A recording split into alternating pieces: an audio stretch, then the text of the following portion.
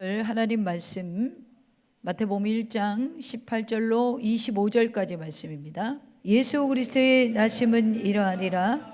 그의 어머니 마리아가 요셉과 약혼하고 동거하기 전에 성령으로 잉태된 것으로 나타났더니 그의 남편 요셉은 의로운 사람이라 그를 드러내지 아니하고 가만히 끊고자 하여 이 일을 생각할 때에 주의 사자가 현몽하여 이르되 다윗의 자손 요셉아 내 아내 마리아 데려오기를 무서워하지 말라. 그에게 잉태된 자는 성령으로 된 것이라. 아들을 낳으리니 이름을 예수라 하라. 이는 그가 자기 백성을 그들의 죄에서 구원할 자이심이니라 아니라. 이 모든 일이 된 것은 주께서 선지자로 말씀을 이루려 하심이니 이르시되 보라 처녀가 잉태하여 아들을 낳을 것이요 그 이름을 임마누엘이라 하리라 하셨으니 이를 번역한즉 하나님이 우리와 함께 계시다 아미라. 요셉이 잠에서 깨어 일어나 주의 사자의 분부대로 행하여 그의 아내를 데려왔으나 아들을 낳기까지 동침하지 아니하더니 나음의 이름을 예수라 아니라. 아멘. 우리 옆 사람 인사 한번 할까요? 성탄을 축복합니다. 네. 성탄이 왜 축복인지는 지난 주일에 제가 이야기를 했어요. 기억나시죠? 네. 오늘 하나님 말씀의 제목은 크리스마스의 참 의미라는 제목으로 저와 여러분이 은혜를 나누겠습니다. 크리스마스의 참된 의미. 참 올해는 제 개인적으로는 굉장히 시간이 빨리 갔어요. 그래서 한 달 한 달 어떻게 갔는지도 모르겠고 한 주 한 주 어떻게 갔는지도 모르게 정말 정신없이 시간을 보낸 것 같습니다. 그래서 여러분들도 아마 여름에 그 가장 더울 때 교회가 이전하게 돼서 참 그때부터 살이 빠진 우리 집사님은 아직까지 살이 돌아오질 않았어요.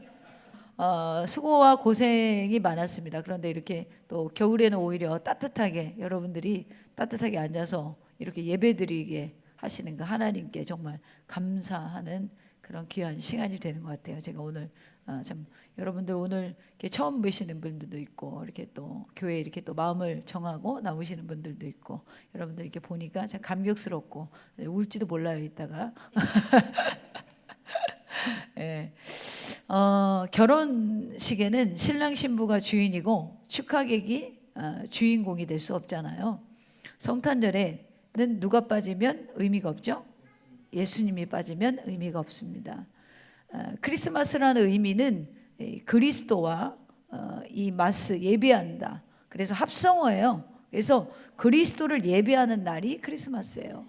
그래서 메리 크리스마스 이러는데 그리스도를 예배한다는, 그리스도를 찬양한다, 그리스도께 예배드린다라는 뜻인데 의미를 모르고 이제 불신자들도 막 사용하고 있죠.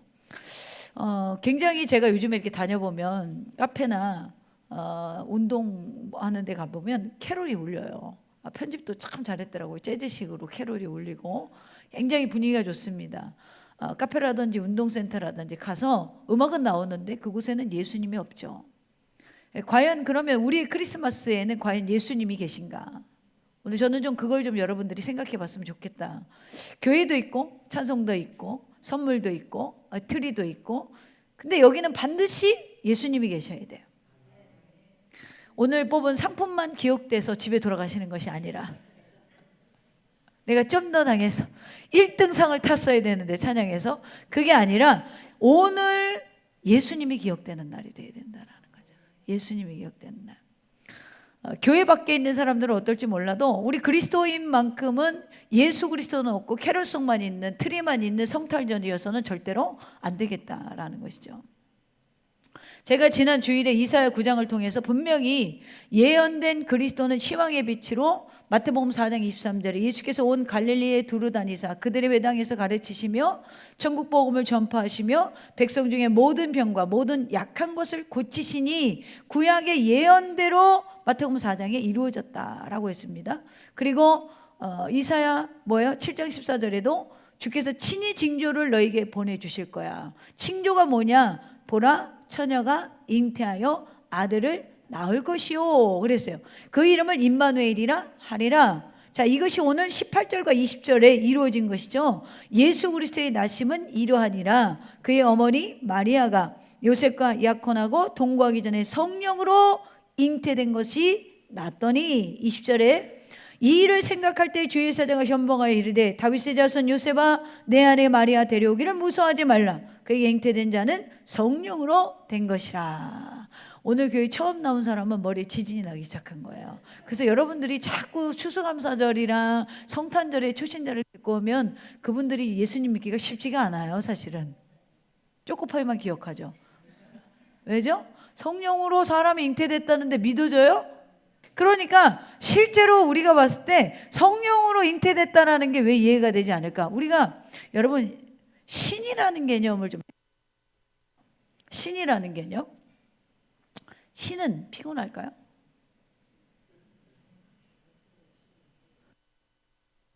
야, 더 이상 신이 피곤해요? 집사님들은 피곤하죠. 오늘 연말에 와서 사람이니까 피곤해요. 근데 우리가 사람 수준에 똑같이 신을 생각을 해요. 그래서 성령으로 잉태된 게 불가능하다라는 거죠. 그래서 많은 학자들이 불가능하다라는 거예요. 생명과학을 연구해보고 유전공학을 연구해봐도 성령으로 잉태된 건 불가능하다. 그건 사람 생각이죠. 신이 그러면 또 하나 질문해볼까요? 사람 생각 속에 들어올 수 있을까요? 그런 생각은 할 수 있죠. 신이 우리를 지배하고 인도한다라는 그런 개념 말고 우리의 생각의 크기 속에, 질문을 다시 바꿔보면 우리의 생각의 크기 속에 신이 들어올 수 있을까요? 들어올 수 없어요. 왜냐하면 들어오면 신이 아니에요. 우리의 생각보다 크셔야 신이잖아요.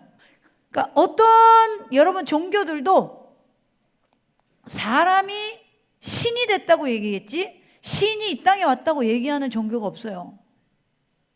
근데 우리는 신이 이 땅에 왔다는 거야. 이해하려고 그러면 이해가 안 된다는 거예요. 그러니까 그리스도가 성령으로 잉태됐다라는 건 신의 입장에선 가능해요, 불가능해요?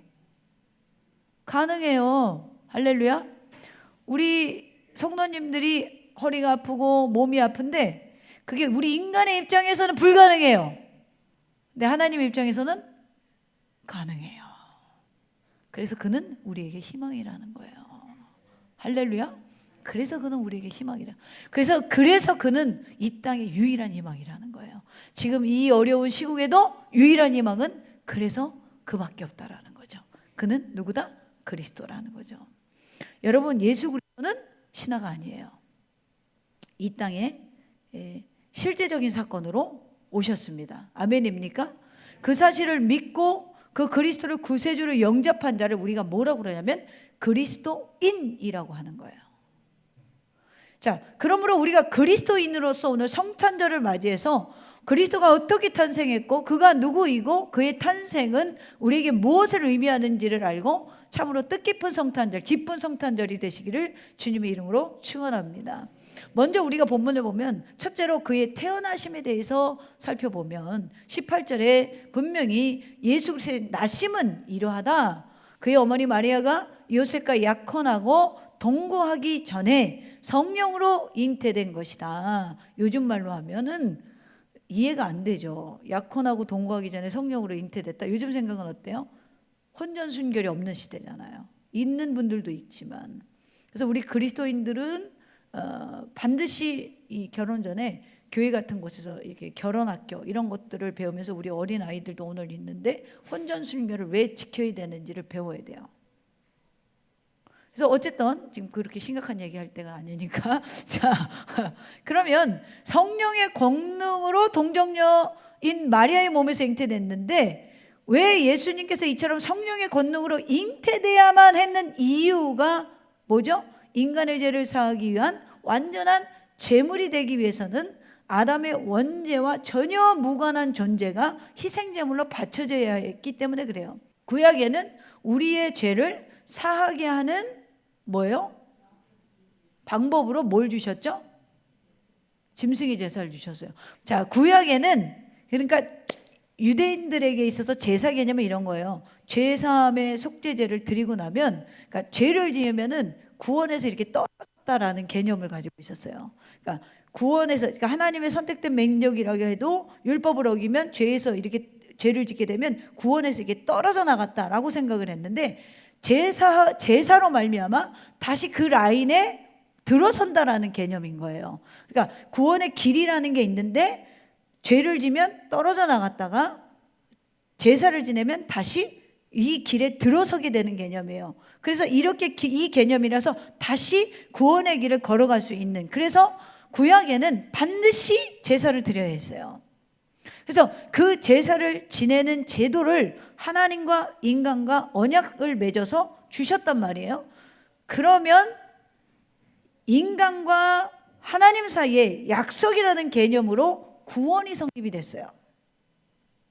그런데 누가 깼어요?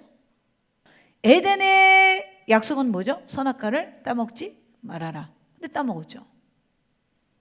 구약에 와서 제사지대에서 제사지 제도를 온전히 드리라는 약속을 인간이 이행하지를 못했어요. 종기지도자들이나 인간들이 타락을 했습니다. 그러니까 하나님이 생각을 하신 거예요. 도대체 쟤들한테 구원받는 걸 맡겼다가는 도저히 구원받을 인간이 하나도 없겠구나. 그래서 주님이 아무 죄와 상관이 없는 상태의 희생제물을 바쳐야 되는데, 왜요?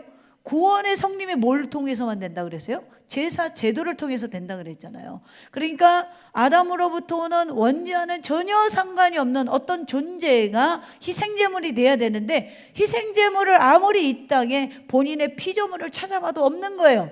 그래서 이 땅에 자신이 오시기로 결정했다라는 거예요. 할렐루야. 그래서 그 땅에 오신 그 날을 기념하는 날이 성탄절이라는 거예요. 그래서 성탄절은 우리에게 기쁨이 돼요, 안 돼요? 되죠. 왜요? 여러분들이 대신 희생제사를 드리지 않아도 된다라는 거예요. 그 이름을 믿기만 하면 언약 안에 우리를 붙여주시겠다라는 거예요. 할렐루야. 그래서 인류의 죄를 구원하시는 중보자로 메시아는 반드시 인간인 동시에 신이어야 했어요. 그래서 이러한 이유로 죄 없으신 성자 하나님이신 예수께서 친인간의 모습으로 성육신 하시되 남자를 알지 아니한 동정녀 몸을 빌어 권능으로 태어나심으로 인성과 신성을 동시에 지니게 되었다라는 것입니다. 그러므로 1절로부터 마태복음 17절까지는 뭐가 등장을 하냐면, 여러분, 예수님의 족보가 기록되어져 있어요. 그러니까 예수님의 인성을 강조하는 것이 1절로부터 17절의 내용이라면, 오늘 본문의 1절로 25절은 예수님의 신성을 강조하는 거예요. 역사상 예수님의 이 인성과 신성을 가지고 수많은 이단들이 나타났습니다. 그러나 정상적인 신앙을 가진 사람은 예수님의 인성과 신성을 인정한다라는 거죠. 그래서 그는 참 하나님이시며 참 신으로 이 땅에, 참 인간으로 이 땅에 오셨다라는 거예요. 그래서 오시는 방법이 성령으로 잉태되었다라는 거예요. 인간의 입장에서 생각하지 말고 신의 입장에서 생각하라고 그랬어요. 그러면 여기에서 이 약혼이라는 개념이 뭐냐? 자, 오늘 18절에 요셉과 약혼하고 동거하기 전에 성령으로 잉태되었다. 자, 이 약혼이라는 것은 유대 전통에서는 결혼하기 전에 미리 혼인을 계약하는 걸 말하는 거예요. 그러니까 유대인들은 하나님의 선택된 민족으로 이 언약과 계약에 굉장히 익숙한 민족이에요. 그러니까 결혼을 해도 먼저 계약 개념에 약혼을 합니다. 그래서 정혼이라고도 표현을 하고 현대 번역에는 약혼이라고도 표현을 해요. 그래서 약혼이라고 해서 같이 살면 되냐? 그게 아니에요. 유대인들에게는 결혼이 두 번 있다라고 생각하면 돼요. 약혼이라는 걸, 계약이라는 걸 하고 나면은 신랑은 뭘 하냐면 그때서부터 신부를 맞이할 준비를 해요. 신부를 맞이할 준비를 하는데 뭐 해야 겠어요? 집을 준비해야 되죠. 살 집을 준비하고 아내를 데려다가 살 수 있는 환경을 만들 준비를 하는 기간이 있어요. 그래서 이 동안에는 서로가 보지 못해요. 그리고 어떻게 하냐면 떨어져서 준비를 하는 거예요. 그래서 신랑 맞을 준비하러 가자. 이것은 신부는 뭘 하냐면 이 신랑이 준비해서 자기를 데려올 때까지 기다려요.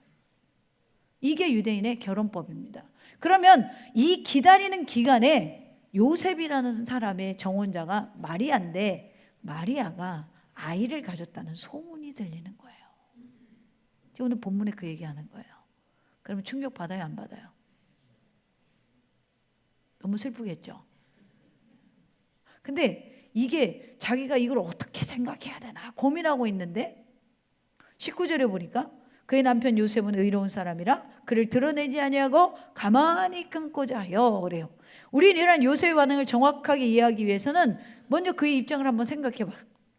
요셉은 두 가지 중에 한 가지를 선택할 수 있어요. 하나는 뭐냐면 율법에 기록된 대로 그녀를 공포하여서 제가 나 몰래 바람펴서 아이를 가졌습니다. 그래서 이렇게 되면은 유대법에는 돌로 맞아서 죽습니다. 이렇게 할 수 있고 아니면 이혼 용서를 써주고 파혼하는 거예요. 조용히. 그래서 이 중에서 두 번째 방법을 택한 거예요. 가만히 끊고자 하여. 그러니까 이혼 용서 줘서 그 사람 임신한 걸 드러내지 않고 그냥 뭐가 안 맞아서 우리는 약속을 파기하겠습니다. 요거를 하려고 이게 자기 입장에서는 최선이었던 거죠. 마리아를 배려할 수 있는 최선이었어요. 그래서 여기서 우리가 한번 생각해 볼 수 있는 건 예수님의 탄생과 동시에 잉태와 동시에 이 부모 간에는 뭐가 있었냐면 서로 사랑은 허다한 죄를 덮고라고 했잖아요. 그러니까 마리아의 죄를 들춰내지 않고 덮으려고 했는 이 요셉의 의도를 볼 수가 있다라는 거예요. 그런 면에서 우리가 봤을 때 여러분 우리가 연말로 가면서 우리가 인간관계를 한번 좀 생각해 봅시다. 여러분 한 해 동안 들춰내는 사람이었어요? 덮는 사람이었어요? 들춰내셨어요? 할렐루야. 너무 솔직해서 그런 거예요. 나쁜 건 아니고. 근데 우리 그리스도인들은요 들춰내기보다는 덮어주는 마음이 좀 있어야 돼요. 너무 들춰내면 이 소수의 사람들은 좋을지 몰라도 대다수의 사람들이 상처를 받는 일들이 있습니다, 여러분. 그래서 우리가 인간관계도 이 연말을 지내면서 제가 이 설교 준비하면서 감정적으로 우리가 있잖아요. 억울한 거 있으면 당장 뭘 보냐면 교회로 달려오면 좋겠는데 전화를 잡아. 누군가 만나서 이 억울함을 호소해야 돼. 그때 교회는 못 나와도 차라리 목사한테 전화해 줬으면 좋겠어. 나 어디 가서 얘기는 안 할 테니까.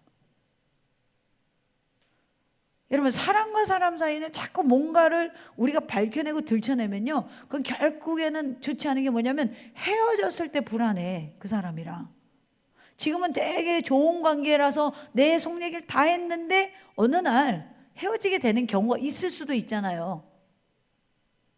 그때 뭔가 찝찝해. 갸가 얘기할 것 같아. 그렇기 때문에 여러분 될 수 있으면 하나님과 관계를 가져서 우리의 아픔과 슬픔을 터놓을 수 있어야 돼요. 왜요? 그 하나님은 어디 외치는 분이 아니라 들어주시는 분이거든요. 잠깐 제가 그런 걸 좀 묵상하게 됐어요. 그래서 우리가 요셉에 보면은 자신의 감정보다는 하나님의 음성에 순종하는 것에 대한가 그리고 그의 부모로서 예수의 부모로서 인격이 굉장히 훌륭한 사람이었다라는 거죠. 결과적으로 여러분 예수 그리스도는 우리가 똑같이 여자의 몸속에서 태어났지만 잉태되는 과정이 남자와 여자가 결합해서 되어진 것이 아니라 하나님의 성령에 의해서 그 몸속에 잉태되었다. 이것을 믿는 것이 그리스도인이라고 했습니다. 할렐루야. 하나님 독생자 마리아. 자, 또 하나님의 독생자가 마리아라는 한 여인의 태반을 사용하신 거예요. 사랑하는 더셈의 가족 여러분, 우리는 이 성탄절에 가장 높은 모자를 버리시고 이 땅에 가장 낮은 곳으로 오셔야만 했던 하나님의 사랑을 기억하면서 그의 인성이나 신성을 의심하는 죄를 범하지 마시기를 바랍니다. 그는 분명히 창조주셨고요, 참 하나님이셨고요, 참 인간으로 오신 구세주이십니다. 그래서 우리는 성경에 기록된 대로 요한복음 3장 15절 이하에 이는 그를 믿는 자마다 영생을 얻게 하려 하심이라. 하나님이 세상을 이처럼 사랑하사 독생자를 주셨으니 이는 그를 믿는 자마다 멸망치 않고 영생을 얻게 하려 하심이라. 오늘 이 영생이 저와 여러분의 삶에 온전히 임한 역사가 일어나기를 주님의 이름으로 축원합니다. 두 번째로 그 이름에 대해서 우리가 살펴보겠습니다. 21절에 보니까 아들을 낳으리니 이름을 예수라 하라. 이는 그가 자기 백성을 그들의 죄악에서 구원할 자이심이니라 하니라. 그리고 23절에 보니까 보라 처녀가 잉태하여 아들을 낳을 것이요 그의 이름은 임마누엘이라 하리라. 여러분 1절서부터 이어지는 족보들과 1장 전체의 말씀을 보면 하나님께서 우리 모든 죄에서 우리를 구원하시려고 우리와 함께 하시기 위해서 아브라함의 후손이며 다윗의 족속인 마리아라는 한 여자의 몸을 잠시 빌려서 이 땅에 오셨다라는 결론을 얻게 됩니다. 그렇다면 의문이 들어요. 왜죠? 왜 우리가 생각되는 전지전능하신 하나님, 제가 아까도 얘기했지만 천지 만물의 주인이신 하나님께서 모든 것을 지으신 창조주께서 뭐가 아쉬워서 인간의 뱃속에 들어가셨을까? 뭐가 아쉬웠을까요? 그 해답이 뭐냐면 요한복음 3장 16절에 하나님이 이 세상을 이처럼 사랑하사 독생자를 주셨으니 이는 그를 믿는 자마다 멸망치 않고 영생을 얻게 하려 하심이라. 이유는 한 가지라는 거예요. 우리를 사랑하셨기 때문이라는 거죠. 로마서 5장 8절에 우리가 아직 죄인 되었을 때에, 여러분을 언제부터 사랑하셨다고요? 우리가 아직 죄인 된 상태였을 때에, 그리스도를 몰랐을 때에, 하나님을 몰랐을 때에, 내가 영원 구원받지 못했을 때에 그리스도께서 우리를 위하여 죽으심으로 하나님께서 우리에 대한 자기 사랑을 확증하셨느니라.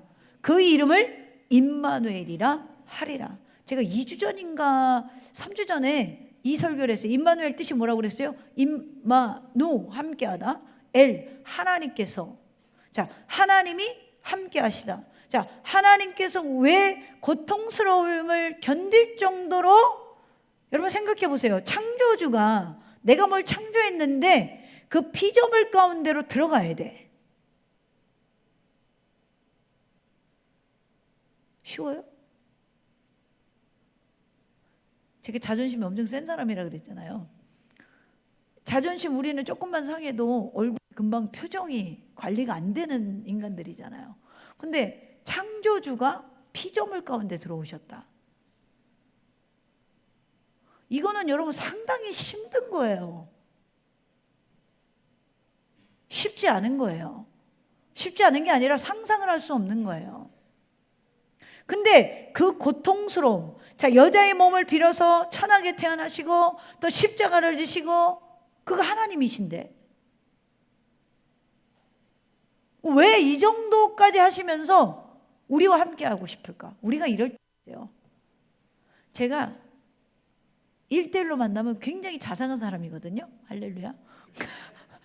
그래서 너무 자상해서 깜짝깜짝 놀래요. 근데 친절을 베풀면 사람들이 이런 말을 해요. 뭐 그렇게까지 하세요? 그래요.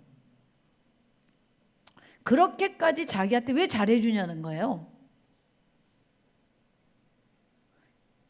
여러분, 우리가 누군가가 호의를 한 번이면은 아 그래 저분이 좋은 분인가 보다. 근데 2번을 해, 3번을 해, 4번을 해, 한 10번을 해.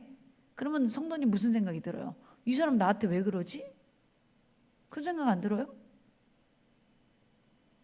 그러니까 인간과 인간 사이에도 호의를 너무 주니까 저한테 왜 이렇게 잘해주세요? 이렇게 하는 게 우리의 태도라고, 우리의 반응이란 말이에요. 근데 하나님이 왜 이렇게까지 우리를 위해서 해야 되냐는 거예요. 사랑하셔서. 사랑하면 가능해요. 사랑하셔서. 여러분들을 사랑하셔서. 그래서 저는 임마누엘이 하나님이 함께 하시다, 이 뜻이 아니라 개인적으로 이렇게 해석하고 싶어요. 우리 하나님은 정말 찐 로맨티스트다. 사랑하기 때문에. 사랑하기 때문에. 예수 그 이름은 곧 내가, 죄송합니다, 영민아 사랑한다 그런다는 거예요. 사랑하기 때문에. 여러분, 사랑하면 어때요? 포기하고 싶어요. 그 사람 위해서 다 버릴 수 있어요. 제가 우리 이전에 반주했던 장로님이 장애를 갖고 있어요. 시각장애인이 날 때부터 장애인이에요. 근데 그분이 어디 가서 이렇게 봉사하는데 그때 이렇게 머리가 멋있었나 봐. 그분이 뒷모습을 보고 사모님이 반한 거예요. 뒷모습 피아노 치는 거 보고 반해가지고 이분이 굉장히 고학력자고 집안도 좋은 분이에요, 사모님이. 근데 이 남자는 아무것도 없어. 정말 몸밖에 없고 집도 없고 학고방에서 그 하숙하고 계셨어요. 왜냐하면 형제들도 그분을 버렸어요. 같이 이렇게 상관을 안 했어요. 그런데 여자가 피아노 치는 거 하나 반해가지고 쫓아다니는 거야. 할렐루야. 그러니까 잘생긴 거 소용없다니까 하나님의 은혜가 임해야지. 머리 좋은 거 소용없다니까 하나님의 은혜가 임하면 돼. 그래서 이 사모님이요, 이뻐요. 굉장히. 여기 지금 그만한 인물이 없어. 솔직히 말해서 얼마나 부티나게 생겼는지 몰라. 막 자기 형제들은 미국 다 네덜란드 이런 데 살아요. 근데 이 남자한테 반해서, 우리 장로님한테 반해서 짐을 싸서 친정에서 반대를 하는 거예요. 너 말이 되냐? 그런 사람이랑 결혼한다는 게. 이 엄청난 반대를 하니까 가방을 싸서 하숙집에 찾아왔대요. 그리고 하숙집 문을 탁 열더니 가방을 탁 집어넣더니 오늘부터 나랑 살아요 그러더래요. 뭐예요? 사랑하니까 다 자기의 스펙과 자기의 어떤 가문의 전통과 자기가 가지고 있는 모든 걸 버리고 가방 싸들고 나온 거야. 그래서 지금 사위까지 목사님이에요. 너무너무 행복하게 살아요. 나중에는 이제 친정에서도 허락을 했죠. 근데요, 아이를 가지면 유산이 되고 아이를 가지면 유산이 되는 거예요. 왜냐하면 남편이 돈을 못 벌잖아요, 장애가 있어서. 본인이 다 스펙을 내려놓고 뭘 배웠냐면 미용을 배웠어요. 미용을 열심히 해가지고 남편을 먹여 살린 거예요. 먹여 살리려니까 아기 가지면 서 있으니까 자꾸 유산이 되는 거예요. 그래서 둘째까지 유산이 되고 기도를 했대요. 셋째가 또 임신이 됐을 때, 하나님, 우리가 이 일을 놓겠습니다. 아이를 이제 태에 이제 잘 안착될 때까지 이제 놓고 둘이서 기도만 한 거예요. 그 딸이 이제 사모가 된 거죠 지금. 그리고 그 셋이나 낳았어요. 아들, 딸, 딸 이렇게. 제가 그 부부를 보면서 무슨 생각을 하냐면 그리스도의 사랑이 정말 적합하게 나타난 가정이다. 여러분, 예수를 알면 누가 그런 말이에요. 목사님 뭐 그것까지 참으세요. 예수의 사랑을 알면 참아지는 거예요. 참으려고 참는 게 아니라 사랑하기 때문에 참는 거예요. 여러분, 우리가 예수 그리스도의 사랑을 안다라는 거, 오늘 이 성탄, 다른 말로 하면 뭐라고 그래요? 가장 뜨거운 지금 여러분 고백을 받는 거예요. 내가 너를 사랑해서 이 땅에 왔다는 거예요. 내가 너를 너무너무 사랑해서 내 피조물의 뱃속에 들어가는 것도 감안할 수 있고 십자가를 지는 것쯤이야 할 수 있고 내가 너를 위해서 죽음을 맞이하는 것쯤이야 감당할 수 있고 내가 너를 위해서 부활한다는 거예요. 너도 부활시키기 위해서. 그리고 너희들이 올 처소를 예비하라 승천하시고 너희들의 눈물과 슬픔과 아픔을 씻으시러 다시 오시겠다라는 거예요.